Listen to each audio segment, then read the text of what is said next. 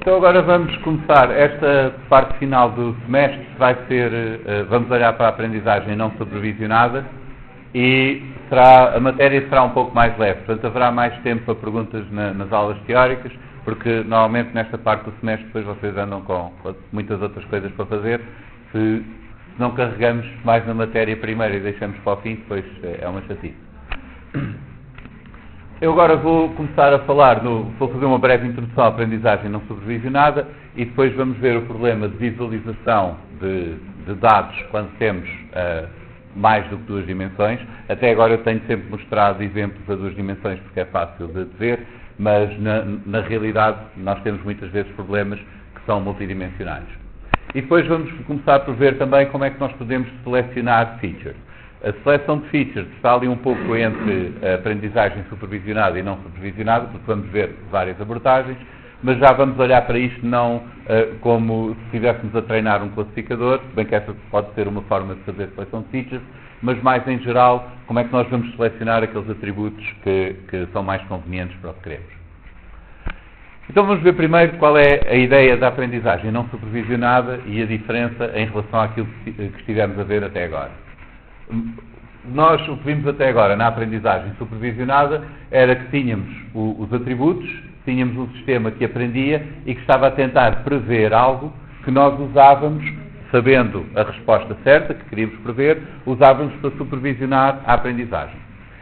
Aqui em aprendizagem não supervisionada, nós não temos nada que estamos a usar diretamente para medir se o nosso sistema está a desempenhar melhor ou pior. O que nós queremos é transformar os atributos que recebemos num novo conjunto de atributos. Isto pode ser, por exemplo, agrupar dados, e os novos atributos serão os grupos aos quais cada exemplo pertence. Pode ser obter novas features, porque estamos a processar aqueles atributos que nós temos à partida não são os mais convenientes. Enfim, há muitas maneiras, muitos objetivos que nós possamos ter e há diferentes técnicas para isso, mas a ideia geral é que nós vamos transformar os nossos atributos em novos atributos e não estamos a medir um erro durante este processo. Portanto, a aprendizagem aqui não é supervisionada por essa medida de erro. O facto de nós não estarmos a usar esses valores que vamos prever, os tais y, podiam ser as classes que queríamos prever, ou um valor contínuo no caso da regressão, não quer dizer que isto só possa ser aplicado a dados que não tenham esse valor. Nós podemos também usar a aprendizagem não supervisionada para dados que depois podemos usar mais tarde para prever alguma coisa. O que quer dizer é que nós não estamos a tentar ajustar nada com base nesses dados ou com base numa medida de erro entre o que estamos a prever e o que está lá no nosso conjunto de dados. Por isso, nós podemos usar a aprendizagem não supervisionada como um primeiro passo antes de começar a resolver um problema de classificação. E muitas vezes pode-se fazer isso, quer para compreender os dados, para visualização, quer para organizar os dados, por clustering, ou extração de features, ou coisas assim. Algumas tarefas que podem beneficiar destas técnicas de aprendizagem não supervisionada será, por exemplo, tentar compreender os dados. Isto é uma coisa que nós saltamos aqui, porque nós focamos muito nas técnicas de aprendizagem automática, mas em problemas reais há um primeiro passo de compreender bem os dados que vocês têm. E aí a aprendizagem não supervisionada é bastante útil para vos ajudar a visualizar, a organizar os dados, etc. Estimar, por exemplo, distribuições. Vocês já usaram o Kernel Density Estimation, é um exemplo de aprendizagem não supervisionada, que vocês usaram depois como parte da vossa implementação do Naive Bayes, mas podia ser usado autonomamente simplesmente para criar um modelo da distribuição de valores no vosso conjunto de dados. Portanto, vocês têm um conjunto de dados que tem um número finito de exemplos, mas o KDE dá-vos um modelo contínuo de como é que aqueles valores se distribuem. Esse é um exemplo de usar a aprendizagem não supervisionada para criar uma representação de algum aspecto dos vossos dados. Seleção de features e extração de features pode ser feita também com aprendizagem não supervisionada e o que vamos dedicar aqui bastante nesta parte do semestre, depois nas próximas sessões, será clustering, é criar grupos de exemplos parecidos com alguma métrica de semelhança e vamos ver vários algoritmos para isso. Agora, vamos ver nesta primeira parte da sessão de hoje, vamos ver visualização de dados e seleção de atributos. Então, para visualização, eu vou usar este conjunto de dados clássico destas flores, que são 3 espécies de flores, versicolor, setosa, versicolor e virgínica, que têm diferentes dimensões nas pétalas e nas sépalas, e esses são os 4 atributos que nós vamos ter aqui.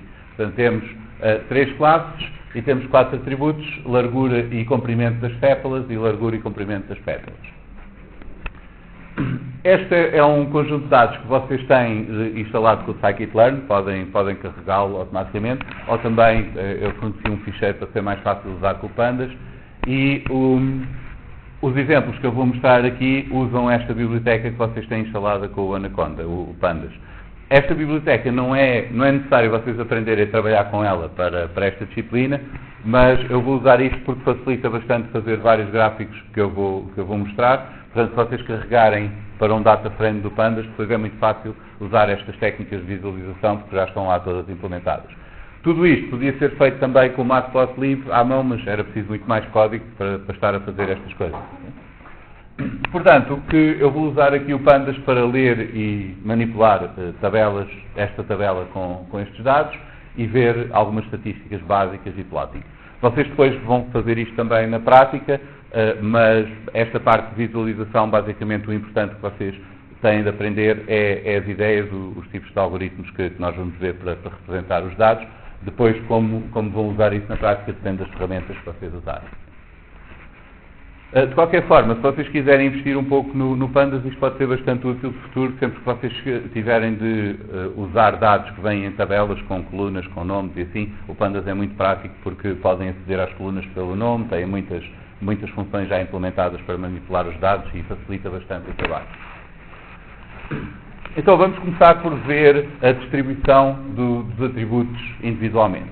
Nós temos aqui 4 atributos diferentes, não conseguimos fazer aqueles gráficos como eu tenho feito com 2 atributos, portanto vamos ter de ver outras formas de representar estes dados. Portanto, uma forma de representar as distribuições dos vários atributos será usando histogramas. Nós temos este ficheiro tem cada um dos atributos separados por vírgula e depois tem a classe, ou a espécie a que pertence cada uma destas flores. E aqui na primeira linha tem os nomes das várias colunas. Portanto, uma forma simples de fazer isto é usar aqui do Pandas esta função readCSV, que lê um ficheiro CSV e devolve um data frame, que são aqueles objetos do Pandas que representam as tabelas, e que nós depois podemos usar para ir buscar as colunas pelo nome, para manipular os dados, etc. E uma das coisas que o data frame tem é uma função de plot que serve de interface para o Matplotlib, mas que simplifica uma data de tarefas porque já tem o código implementado. Por exemplo, se nós quisermos fazer um plot do tipo histograma, dizemos quantos bins, este alfa é a opacidade das várias barras, portanto, se fizermos um alfa de 0.5, elas são semi-transparentes, e depois eu importo só aqui o Matplotlib para gravar a imagem, e nós temos aqui o plot criado com os quatro atributos, as cores são selecionadas automaticamente e aquela especificação semi-transparente permite ver aqui onde é que se sobrepõem as várias distribuições. Portanto, esta será uma forma de nós visualizarmos alguns atributos. Esta é uma sobreposição entre os verdes e os azuis, penso eu. Portanto, eles estão com uma ligeira transparência, não é? Portanto, quando um fica sobreposto no outro, vemos as cores misturadas. Sim, também podemos. Neste caso, se usarmos esta função histograma, ele cria os plots separados. Portanto, isto são uma coisa que nós podemos querer ver é a distribuição das várias fichas. E usar histogramas ou usar KDE é uma boa maneira de ver a distribuição dos atributos. Notem que nós estamos a ver os atributos distribuídos em separado, mas não estamos a ver as correlações entre eles, não é? Porque cada um está individual, não sabemos como é que eles vêm emparelhados aos grupos de 4 nas várias flores. Outra forma de vermos rapidamente como é que estão distribuídos os atributos é com estes box plots. O box plot é assim, tem uma linha aqui no meio com a mediana da distribuição, portanto isto será cada um dos 4 atributos, tem a sua a sua caixa. A linha no meio é a mediana, que é o valor que separa a metade superior da metade inferior.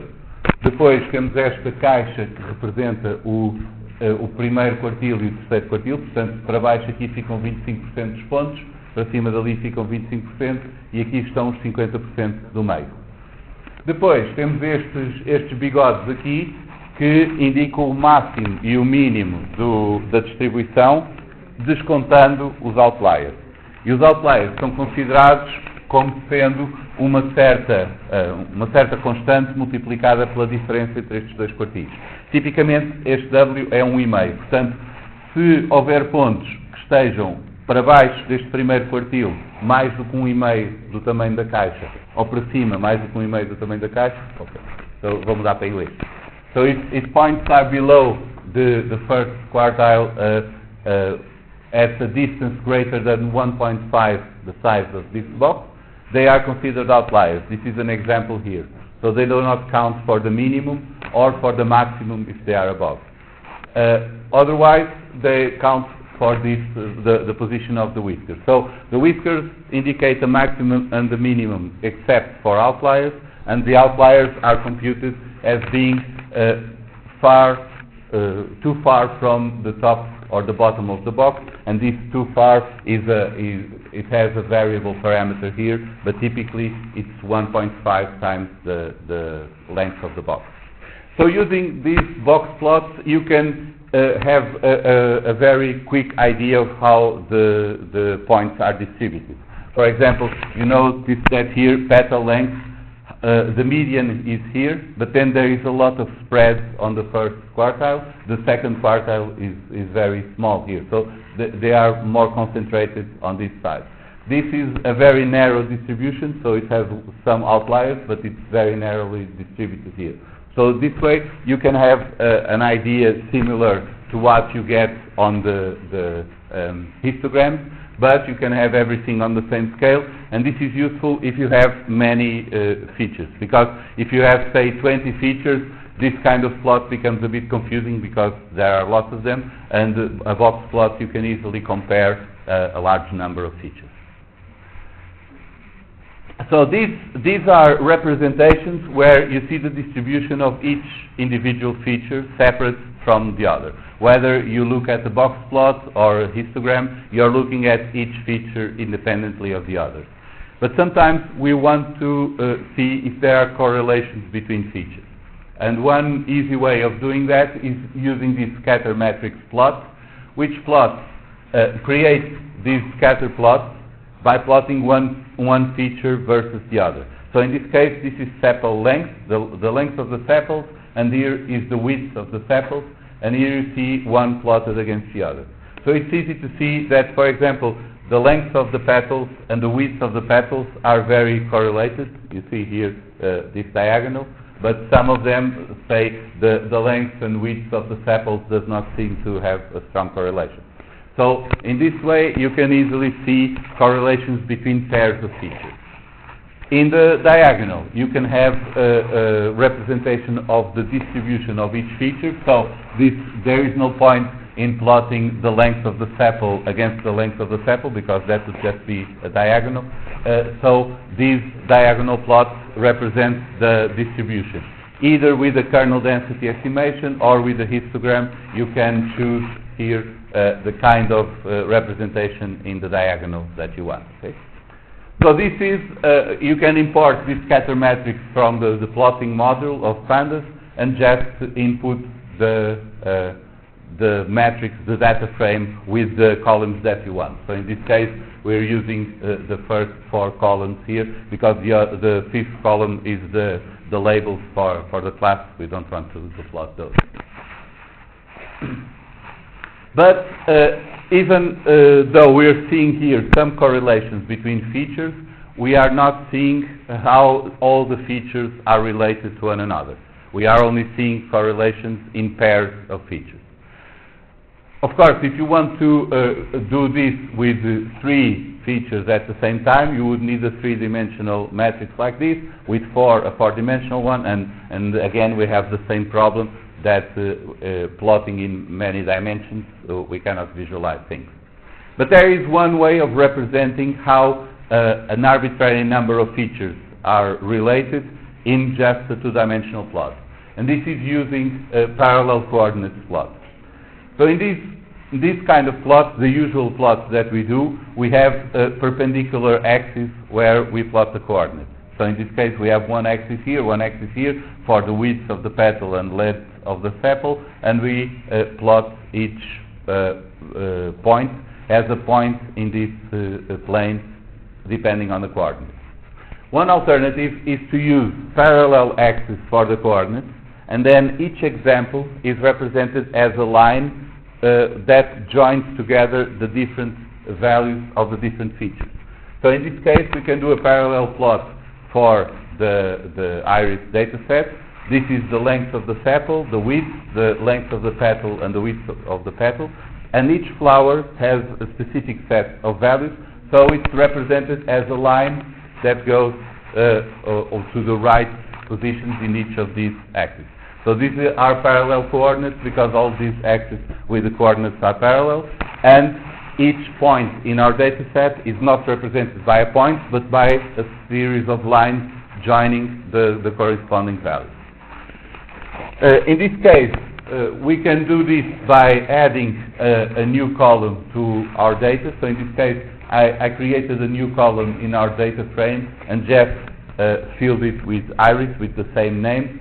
So when I plot the parallel coordinates graph, I use this column and color it B, so I see everything with blue with the same color.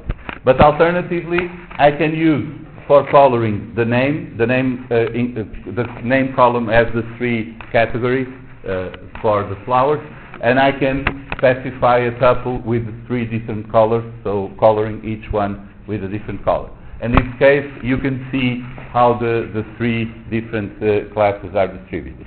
So you can see that Setosa has this combination of values and tends to have a small petal, small width and length, and you can see all the examples of this class as this set of lines here. And then you can see Virginica here and Versicolor here. Note that this works, you can plot these colors if we have the class labels. So this is a data set that we could use for supervised learning. But if we don't have the class labels, we can also plot everything and we still see this pattern. So we see that there is a different group here. We don't, even if we don't know which group it is, we can see that it's there. So this, you can generalize this for n dimensions. Of course, one problem here is that the way this representation is drawn will depend on the ordering of the features on this plot. So if you change the ordering of the features, the lines will be different. So with many features, it can be problematic. But if you have, say, 4, 5, 10 features, then these plots can be useful to see immediately if you have different groups of examples or something like that. Another variant of this kind of plot is these Andrews curves, and these are curves created by combining sinusoidal curves.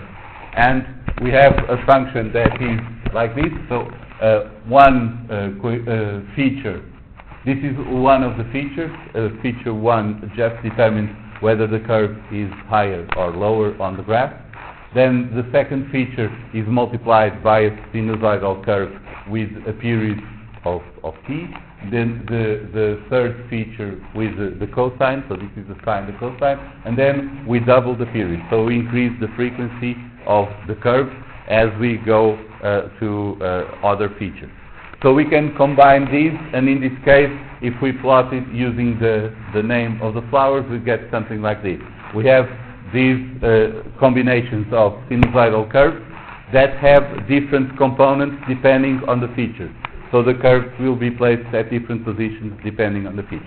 This is another way that you can use to visualize data in more than 2 dimensions by creating these curves. And then again, each data point, so each flower is represented by one of these lines.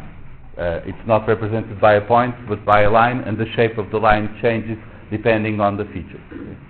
So this is why we also can see here this setosa difference, then we see between versicolor and virginica, we see also this difference. They cross because they have different combinations of values here. Another representation that is useful for multiple dimensions is this radial visualization, RAD-Vis, which will create a circle with all the features like this. So you have the features are uniformly distributed around the perimeter, and then each point will be placed by pulling it depending on the value of the features it has. So the larger each feature, the more it is pulled towards that axis.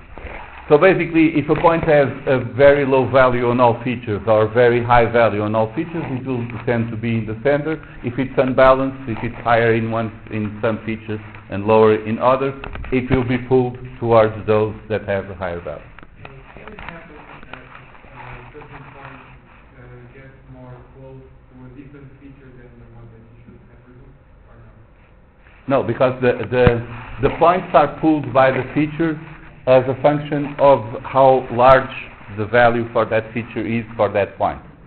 So what can happen is that if the point has the same value on all features, then it will be in the center. If it has a very low value in some features but higher in another, it will be pulled towards that feature. So what you can have is that in the center you have points that are balanced. They have equally high value in all features, but they may have different values. But in general, when you see points that are close to one of the points here on the periphery, it means that that feature is dominating with respect to the others. So this is another way of representing multidimensional data. In this case, we are representing in two dimensions, but the axes are all here spread around the circle. So basically, the problem is that if we can do plots in 2 dimensions and understand plots in 2 dimensions, but if we have more than 2 dimensions, we need to find some way of transforming the data into this kind of representation. So this is useful for trying to understand things visually, but it also gives us an idea of the objective behind supervised and unsupervised learning, which is to transform the data into something that we can understand, that we find useful to understand. So this is the same thing that we're going to see today, and we're going to see with clustering especially. The main idea is to allow us to understand data better. So we need some way to represent relations between feature values, and we can do that with, say, parallel coordinates or the scatter plot if you want to look at correlations between pairs of features, or these RAD-Vis. And we also need to understand distribution. So you can do that with box plots, histograms, and so on. Now, another problem is which features are we going to use to either represent our data or to go on to some supervised learning problem. So in general, you can have a set of features, but they may not all be equally useful, and it may be best just to discard some of them and use only the ones that are most useful. So why would we want to do that? Features that are not useful may increase noise or demand or lead to models that have higher overfitting because they have more parameters, or they may just make it difficult to understand the data, because if you had lots of features, suppose that we have something like this, but we have, say, 4 features that are random, then these will be all jumbled up and we would not be able to understand the data. So if you have features that are not useful, they are not correlated to something that you want to understand or predict, or they are not useful to understand the data, then it's better to leave them out. You also have problems when you have too many features. Even if they are useful individually, if you have too many of them, then it becomes increasingly hard to understand the data and to predict something from the data. So we may want to simplify the features, to simplify our models, and so on. There are also practical aspects, because obtaining features in real life sometimes is costly. Some things are easy to obtain. Say if you are in a hospital and you need to know the temperature of the patient, that's easy. But if you need some assay of enzyme activities or something like that, or identifying a bacteria, or that sort of thing may be very costly. So if we have a way of assessing how useful a feature is, we can decide whether or not it's worth to try to obtain that feature. Feature selection can help reduce dimensionality. Remember that we played around with this in supervised learning. We increased dimensionality to allow us to classify things, say, non-linearly, or increase the power of the model. But that has the drawback of increasing overfitting. So if you happen to have a large number of features and already start with overfitting, then you need to simplify things. You need to go the other way and throw away features. That would be one way of solving that problem. So feature selection can reduce dimensionality and also help reduce overfitting in some cases. Now the problem is, how do we decide which features to keep and which to throw away? So one way we can do this is to use a univariate filter, using a filter that looks at each feature individually to try to eliminate them. This is done generally in the context of supervised learning, because in order to assess if one feature is useful by itself, we need to be able to compare it, say, with something that we're going to predict, with the class or with the probability that we're trying to predict. So one way of doing this is doing this chi-square test. In general, the tests that we're going to do are statistical tests, where we assume some null hypothesis, which tells us that how these values are distributed if all our samples are drawn at random from the same population. So if we have in all our features, we have different classes, or given one feature, in all our different classes, we are drawing at random from the population, so we have an expected value over all our population, and we are seeing differences in class 1 and class 2 just because of random fluctuation. Then this difference between what would be the average overall the data set and what we observe in each class would be distributed as a chi-square distribution, because all these differences would be occurring at random. If it's not random, if different classes have different values for the features or different distributions, in this case we are looking at the probability of classification or some binary value. But if it's not the case that this is completely random, then we can deviate a lot from the distribution we would expect if it was at random, and in that case we can identify a feature that it's unlikely to be just randomly distributed between the two classes, and can give us some information about what we're trying to predict. A more common test, because this one only works for predicting either binary values or something that can be measured as a probability. A more generic test that you probably know from statistics is this F-test on analysis of variance. So basically, if we have two samples and drawn at random from the same population, if they just differ due to random effects, then the ratio of the variances of those samples is distributed according to this F distribution. So we can use this to determine if the variance of some features between the two classes, and divided by the variance of the feature within the classes, if this can let us discard the null hypothesis. So under the null hypothesis, this will be the same population. It doesn't matter if it's the same class or different classes, if the feature has no correlation to the classes. And so we would expect this to be distributed according to that F distribution. But if the probability of that happening by chance is very low, then we can suspect that there is some correlation between the feature values and the classes, because this would be very unlikely to happen if it was just by chance. So if the f value is too high and the probability of obtaining such value is too low, we can say that there is some effect between the two classes on that feature, so the variance between the classes is higher than the variances we find within the different groups. If you want to do this with scikit-learn, you can use this F classifier to do this F test for classification. There is a corresponding one for regression. On the formula, the other formula, we must know the classes, so it's supervised learning? Yes, for univariate filtering, when you're trying to determine if one feature by itself is useful, you need to know what you're trying to predict.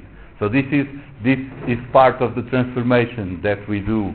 We can call it unsupervised learning, but in this case, just looking at one feature, you need to have some way of measuring how good that feature is. So in this case, you need to know the classes in order to do this. Okay? So this would be more in that context of supervised learning, but it's just a transformation of the data.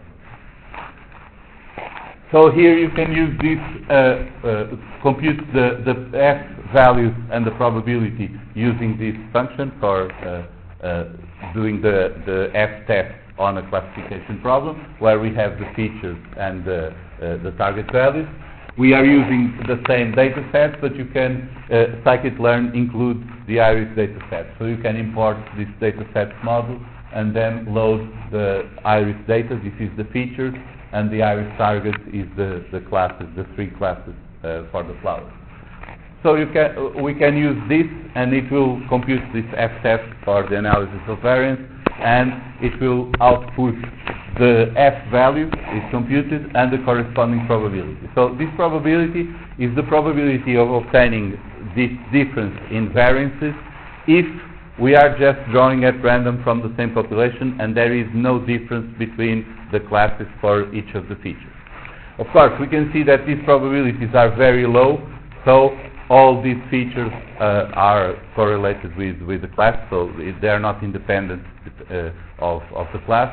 But we can see that feature 3 and 4 has a much lower probability, so we could reduce everything, discard the first two, for example, and keep the others.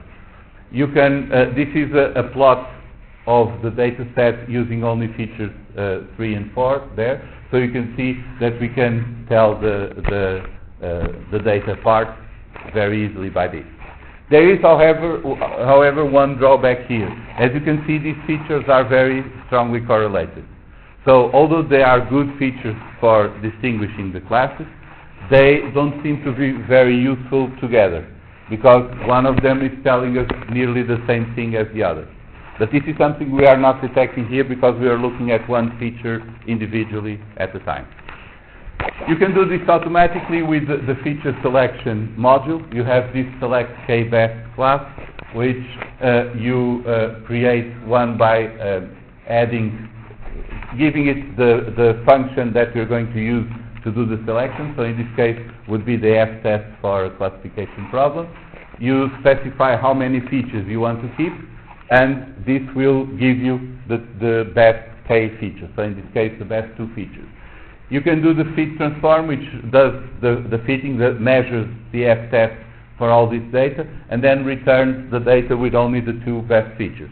So this, the input here is the matrix with the 4 columns for the 4 features, and the y values for the classes, and the output would be a matrix with only 2 columns with the 2 best features that were selected from the original data. So basically, with a univariate feature, we are assessing each feature individually, and we need to have some value that we want to predict, or some indicator like that we can use to determine how good each feature is. So it requires this epsilon value as if we were doing classification or regression, although we are not at this stage actually training something in supervised learning. We are just using that to transform our data set into a new data set with fewer features. Other possible measures we can use here, so I showed these F-tests, but you can use mutual information, correlation, so on. So you are comparing the feature with that classification or the regression value to see how much information the feature is giving us about what we're trying to predict. And we can also do this with supervised learning by training some module with one feature only, and then checking, say, accuracy or some measure of the performance of the model using that feature alone. And then we can select the K features that have the highest performance. So we can use this also with a supervised learning model to try to estimate how useful the features are. We can also extend this univariate filter to a multivariate filter. And now we can consider two different things. We can consider how well the feature correlates to something we're trying to predict, if we're trying to predict something. So that would be when we are capable of doing supervised learning. But we can also consider if the features are correlated, because correlated features, each one is telling us part of the same information the other one is telling us. So it may not be useful to keep the two of them together. So what we want are relevant features that correlate with something that we're trying to predict, such as the class of the point, if we know that. But we don't want redundant features. We don't want a feature that is telling us the same thing as another feature we are already keeping. So this would be an example of two redundant features because they are highly correlated to one another. And this we can estimate even if we don't have a target value that we want to predict. So even if we did not have the species of the flower, so these colors, we could still see that these features are highly correlated, and we could decide to keep only one of them because it's not useful to have the two of them. So this is basically what we can do with multivariate filtering, what we want to do with multivariate filtering. We are filtering the features that we want to use based on how useful they are to predict what we want to predict, if that's what we're doing, predicting something. And in any case, we can also keep them according to how much information each feature is telling us that the other features are not. So this we can determine by finding correlations between features. So we want relevant features but not redundant features. Another way of doing feature selection, these two filters are basically statistical measures that we apply to the features to determine which features we keep and which we throw away. Another way of doing this is to use a wrapper method which wraps some model, some training and system to have a learning algorithm there, and wraps that around the features we're trying to select. So what we can do is to use some score for measuring the features. For example, we can use a logistic regression or support vector machine or something like that for a set of features if we are working with supervised learning. If we are working with clustering, we also have some scores that we're going to see later that can help us evaluate clusters. For example, how well they are separate, how small each or dense, compact each cluster is. So we have this score that we can apply to some methods, and we have a search algorithm that will search through combination of features. So what we want to do is we evaluate the performance of this method in each combination of features, and then keep the combination of features that has the highest score. The wrapper methods usually use the same machine learning algorithm that we're going to use in the end. So if you have a clustering problem and you want to use some specific clustering algorithm, then you find a way to score the clustering results, and you search through combination of features until you have the highest score. If you are training, say, a support vector machine for a classification problem, you can just keep trying different combinations of features until you get the best, say, cross-validation score or something like that. And the search, you can use two kinds of search algorithms for the combination of features. If you have many features, and it's hard to figure out which combinations to use, you can use a non-deterministic wrapper with something like genetic algorithms or simulated annealing that does not explore all the combinations exhaustively or in a systematic manner, but tries different combinations and tries to converge to an optimal combination of features. Alternatively, you can have these deterministic wrappers that in general you cannot go through all the combinations, because if you have a significant number of features it becomes too large a search space, but you can go systematically in a greedy way following through the different combinations. So you can use this sequential forward selection where you use your wrapper methods in one feature alone and you test each feature individually. For example, if you have a classification problem, you can use your classifier in one feature and the other, and so on, and measure the cross-validation score for one feature alone. Then you take the best one of those, and now you're going to add a second feature and do the same thing. So this best one from the previous round with each one of the other features, and keep the best pair, and you keep doing that until you have the desired number of features, or if you see that you're not increasing performance significantly or some criteria like that. So basically you're adding features until you have the desired number. Or you can do that backwards, sequential backward elimination. You start with all the features and you remove the one that gives you the best, either the best improvement or the smallest degradation on the performance of your classifier, and you keep doing that. You can do this for classification or for clustering as long as you have some measure of the quality of the results. So basically, in this way, you are using the actual algorithm that you want to use in the end to help you fine-tune and find the features that you want. There are also some algorithms that include feature selection in the algorithm itself. For example, decision trees will start by looking at the more relevant features, and then at lower levels we'll use less relevant features. So if you are doing classification with a decision tree, then feature selection is already built in the way the algorithm works.